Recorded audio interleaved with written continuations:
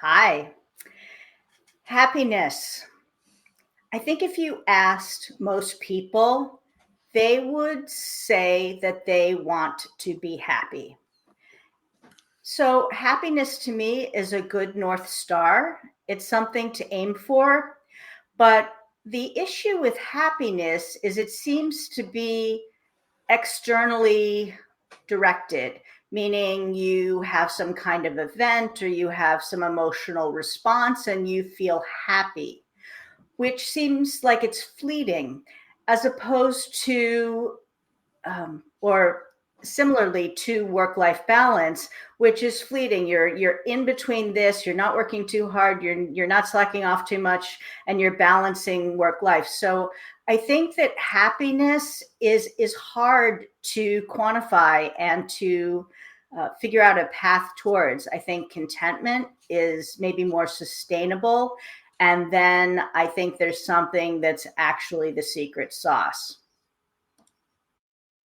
Is brought to you by Podman. At Podman, we help podcast hosts manage, market, and grow their podcasts. For more info, go to trypodman.com. Welcome.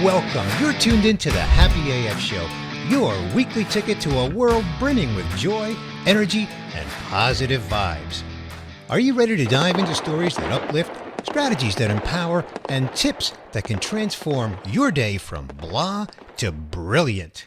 Every week, we bring you the most heartwarming, inspiring tales from people just like you who turned their can'ts into cans and their dreams into plans.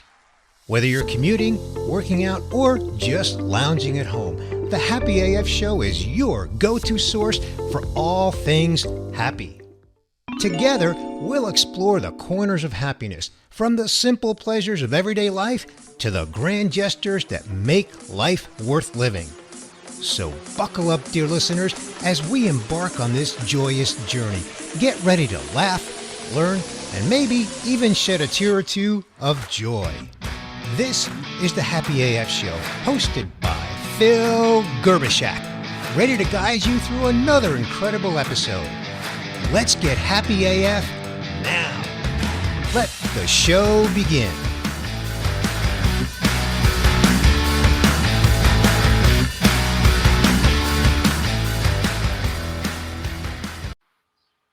Hey everyone, today we're going to get to hear from Catherine Morgan with her awesome book, This Isn't Working. It was released a year ago, but guess what? It still isn't working. What's up, Catherine? Hi, Phil. It still isn't working. There are millions of people going like this. This isn't working. Yeah, way too many people. Well, we got some stats here that are pretty crazy. But before we talk about the stats, let's talk about our friend Elmo. Last week, he sends out basically a cry for help for other people, though. Like, hey, how are you? And people dumped on him. What the hell? We dumped on Elmo? Why did that happen? Oh, I didn't look at it that way. I looked at it as Elmo was a safe place to say, Ack, I'm hurting. Ack, I'm in pain. Ack, this isn't, I can hardly get out of bed. I hate my job. I hate my life. I can't find my way forward. So almost like Elmo, we were confessing to Elmo or whispering in the ear of our best friend. And it was, as you said, an outpouring. 208 million views on X, the platform formerly known as Twitter.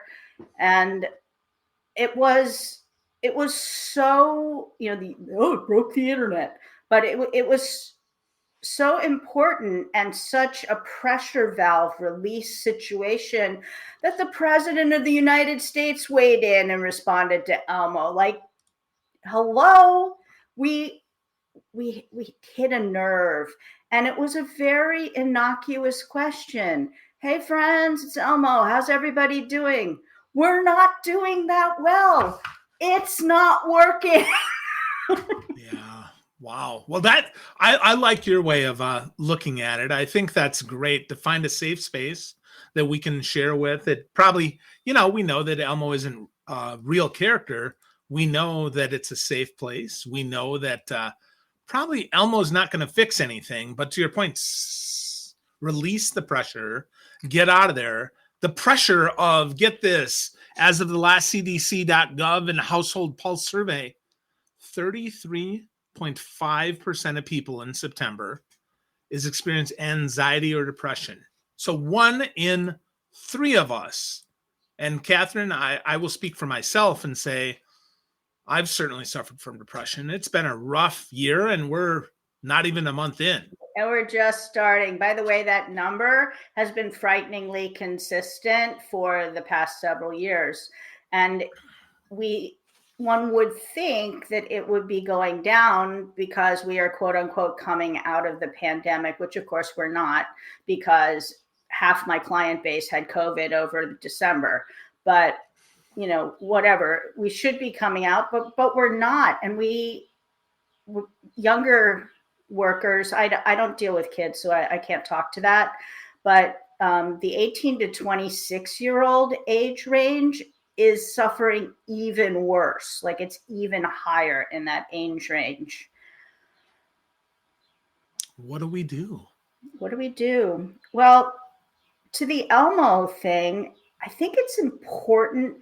One of, Sesame Street's like, okay, what do we do with this? And they brought on some MDs, and we talked about the crisis of being able to get a therapist, even if you have means, and the people who are uninsured, and states that didn't, continue Medicaid. How do these people get help? Or how do you get help if you don't speak English as your first language? Or if you're in a group when you want somebody who's had your similar experience, like, that's a big nebulous hairball problem we can't really go into. But we can stop accepting fine as an answer, is something I'd like to suggest to people. When you ask someone, how are you? Really listen. And if they say fine and your spidey sense says they are totally not fine, ask the other question. Well, really, you don't seem like yourself. Is something going on? And then wait, because it can be hard for somebody to share and to say, not everybody's like emotionally, I'll share you with the world. A lot of people keep it close. But if you know somebody well, and you and I have had these conversations with each other over the decade, I'm like, dude, I know your tells, something's going on. Or you'll say, Catherine, I haven't heard from you for a while. What's going on? So if you have those friends, make that extra effort. Don't accept fine. And I don't think you should do it in a business situation either. If you see a colleague struggling, hey, looks like you could use some help. What can I do? What can I take off your plate? Can I buy you lunch? Can I bring you lunch because you can't leave your desk? Can I jump on a Zoom call? Do you need to vent? Like, I think this Elmo thing maybe brought it front and center that we need to do more, and we can do more. I think you're right. I think doing more is super key. With that, doing more, I think being specific about what you're able to do, I think, is a great way to help. I know that we're in the middle of COVID. When my wife and I were in the middle of that, Raul Colon did a nice job of saying, okay, I'm going to send you a care package. He sent it from Puerto Rico, mind you, ordered via Instacart or something like that at Target. So they delivered it right to us. Here's some Epsom salts, here's some tea, here's some other things, that just some creature comforts, to make us feel better. And I didn't ask for that, but I'm super grateful for Raul and for his wonderful wife, Lucy, and Daniela, their daughter. But how do we know what people need when they just say fine? And then if we push a little bit, they kind of push back and they don't actually come forth and share that, Catherine. What can we do? Well, like Raul did, you can take a guess. You might not have even thought to ask for Epsom salts. You might have loved it. You can, if you're physically there, you can drop off the Southern habit of dropping off a casserole if you hear someone sick or someone stressed. Not a bad idea. The last thing you want to do is cook if you've just lost a loved one. A colleague of mine just got COVID for the first time. And a friend of hers dropped off a giant thing of chicken soup. That's very thoughtful. And you might have felt squishy saying, you know what, I really don't want to cook and I can't afford to order in. And they brought this vat of chicken soup, which is so, I mean, you can think about it, you can make an effort, you can, I don't know, send them something funny, you can just tell them you love them. Sometimes or tell them, I'm thinking about you. I have a client who's going through a really hard health thing right now. And I just, very professionally sent him big love and healing. I am not capable of doing anything else. There's literally nothing I can do, but I can tell him that he's in my thoughts. I can send him big love and big healing and tell him we're here for him to support him however he needs. That's all we can do. But I think he's grateful for it, or I think he knows that we're there. Yeah, absolutely. I think a well-placed meme sometimes can be a super healing thing. If it's from the heart, you let people know. I can tell you, I try a couple times a week to kind of mix it up and let the people know that mean the most to me, how much they mean to me. And I'll send a meme, I'll send a text, I might post something, send them a private message, pick up the phone. I try to do that, but I can tell you, for me, what I need a lot of times is just someone to hold space for me, just someone to listen, someone to be available. So as we think about what people can do to help it work better, just listening is often a great thing, because people don't often get heard like they once were. One of my friends this week, she got run off the road. Somebody ran her into a bridge on her bicycle, and holy crap, right? But people, not only did they send her good vibes, they also said, you know what? I'm going to be more careful with people on a bicycle now. I didn't realize that was such a thing. And she's a big bicycle aficionado.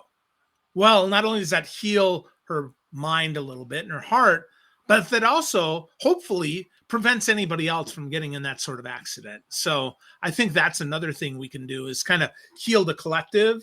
And sometimes that might heal the individual as well. Yeah, we certainly need to do both. And what you were talking about a minute ago was, to me, tracking to loneliness.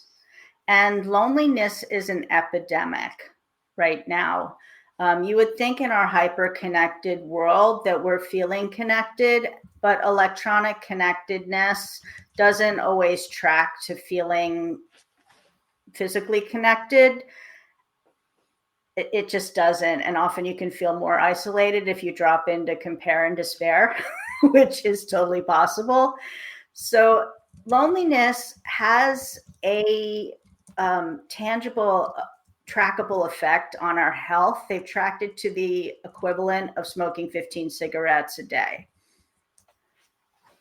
And guys are even worse shape than women. They often don't even have a best friend that they can have the emotional conversations with. Why? Because you're a guy and you man up and you power through. Like, our toxic masculinity and what we expect from our men is not healthy. Yeah. So I don't know if you remember, but before Theresa May, UK's former prime minister, left office, she put a cabinet level position in place for the Minister of Loneliness. Wow. I don't remember that, but that's incredible. If it's at cabinet level, we definitely see that as an epidemic. So if we think and the about Surgeon General of the US put out some really good frameworks around loneliness as well. Wow. 15 cigarettes a day. That's almost a pack of cigarettes a day because we're lonely. So let's take some ownership of this, Catherine. How, you talked about kind of overcoming toxic masculinity, and maybe I need to answer this as a guy, but what have you seen your clients do that are moving to be more, I guess, less lonely and more connected? Well, finding community seems to be on everybody's radar these days, from, people who knit to people who are looking to do video content to people who are into, astrology or whatever, like find your people, whatever thing you think is unique to you. I promise you it's not. There's some community either physically near you or online where you can join and get that feeling, oh, somebody else is interested in this, or somebody else is struggling with this issue.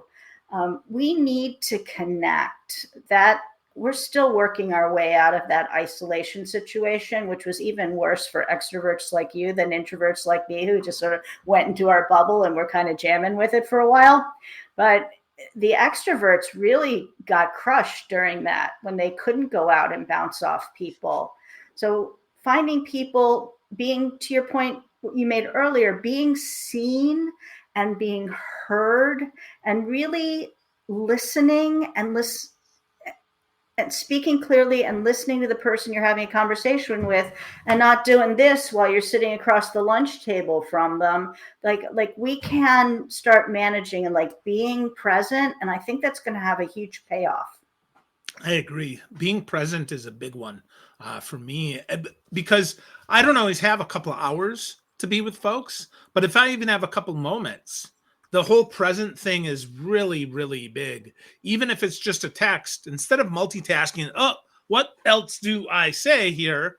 No, just be really present. I had a conversation over text with my buddy Todd today, and he was the sole focus of my attention. And I think that's a big help. And I would also add, being vulnerable first is a great way to do that. I like to say you got to share your shit before you can share your shine. So share your vulnerability, go vulnerable and share that. Okay, I have this t-shirt. I have shared, I'm not an overshare. I'm a fiercely private person about a bunch of things. Like I curate what I share, but sometimes when I have shared about any depression issues, the outpouring of thank you for people. Once again, we're back to the Elmo thing. Somebody spoke the truth of what we're feeling, and people are like, oh my God, thank you. Yes, I struggle too. I just had trouble putting names to it. I felt like it was only me. It's not only you. Like we can connect around this.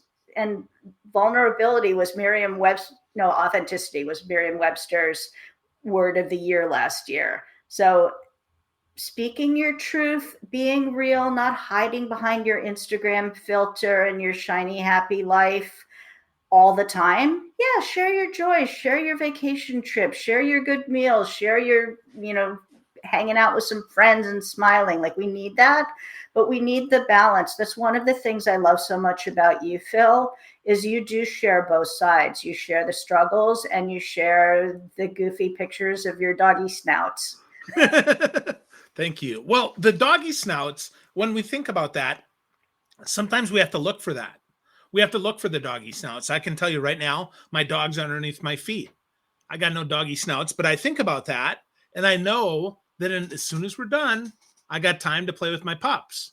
And so something to look forward to is also a great way. If it isn't working right now, understand that maybe it is. Maybe you need to plan a walk, a trip, time with the pup, whatever it is, so that you have something to look forward to, because studies show that the anticipation of something awesome is just as good as something awesome itself. That's great. I love that. I'm glad you put that in. I'd also add moving your body feels good. Going out for a walk feels good. Let's give your listeners some happiness hacks, because we talked about a lot of people are struggling, but there are ways that you can take control and feel better. One of them is moving your body, and you're like, oh, I don't work out. Go for a walk in the sunshine. Sunshine, being in nature. I live in the middle of the city. There's some green space. There are studies that show that even being in some urban green space for a short amount of time increases happiness. This is under your control. I'm too busy. I call nonsense. Get your ass out of your chair and go for a walk. That is, or dance in your kitchen, do a 30-second dance break. Like we weren't meant to be this static. It's not healthy. And I have a standing desk. You're still static. It didn't solve the problem. Sitting, standing for X number of hours, still problematic. Move your body. So that's one. The other thing, you have kids, so you've probably taught them, if you ever catch fire, to stop, drop, and roll, to turn the fire. Like, that was one of the most successful public service campaigns ever. Literally everybody knows that. And on a soul level, like, you would actually remember if you caught fire to stop, drop, and roll. So I like to say that stop, drop, gratitude. If you're like starting to spiral, stop, drop. What am I grateful for? I'm grateful that I have lemon in my water. I'm grateful that I have studio lighting. I'm grateful that my heat's working, like, whatever. It doesn't matter what it is, but like, snap out of that spiraling into the thing. Because, the trick is to stay here. Yeah, we're in a bunch of chaos. We're going into the US election cycle. There have been a ton of layoffs. Everybody's like, what the heck is going on? That you can't control, but you can control, like, staying here, right now. I'm warm. I'm talking to a very dear friend. I'm, feeling good. I exercised this morning. I have a great lunch in the fridge. Like, there's stuff that's going on right now.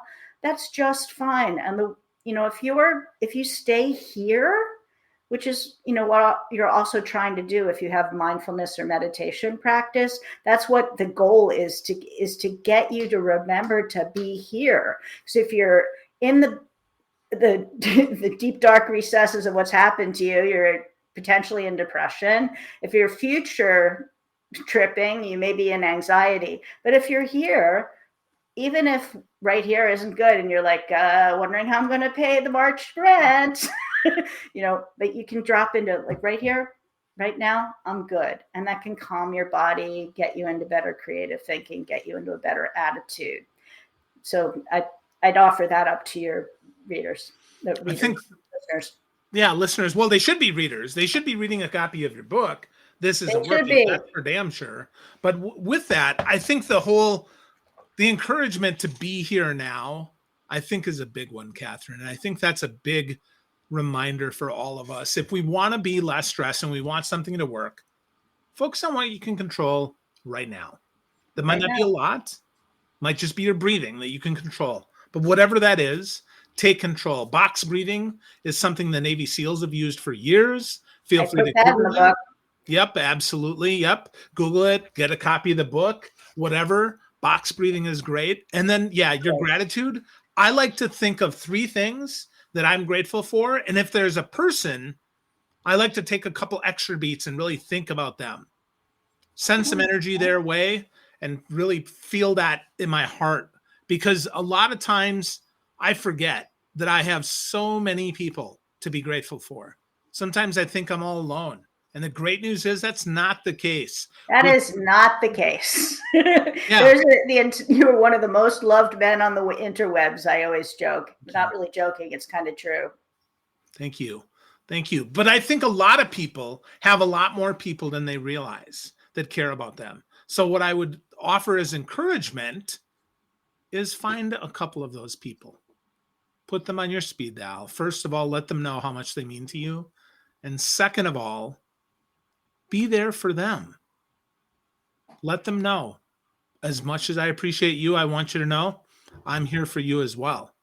And if you need something, I'm happy to hold space for you, to listen. Doesn't have to be all woo-woo, friends. It can be just something as simple as, hey, if you need a buddy to bounce a bad idea off of, let me know. I'm here for you. Whatever it is, you can do something about that. So, Catherine, let's give them one more tip on how they can get started from this isn't working. If they're finding like, oh, crap, I need help. Okay. The cherry on top, and the thing that is always available to you, even in the middle of what I'm now calling a soup of ack, is joy. Happiness, fuzzy, hard thing, but joy is always here. If you clear off the debris on top, joy is always there. You're stressed out. You're like, oh my God, and a sunbeam comes through and hits your face or hits something and it looks beautiful and you're like, oh my God, that's so beautiful.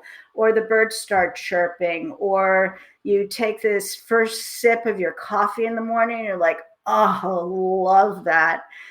If you start looking for the joy is often small. It's not necessarily the big hit, but it's always there, even in the middle of all our human messiness. If you look for joy, you will likely find more happiness. That's a great reminder, Catherine. And one of the great joys that I encourage people to do, get a copy of This Isn't Working. It's available for yourself on Amazon. It's Catherine Morgan has been with us. Go to point A to point B transitions.com. Get to know Catherine Morgan and find the joy, friends. Find the micro joy, just a little thing that you can do so that it can start working today. Thank you, Catherine. Thank you, Phil.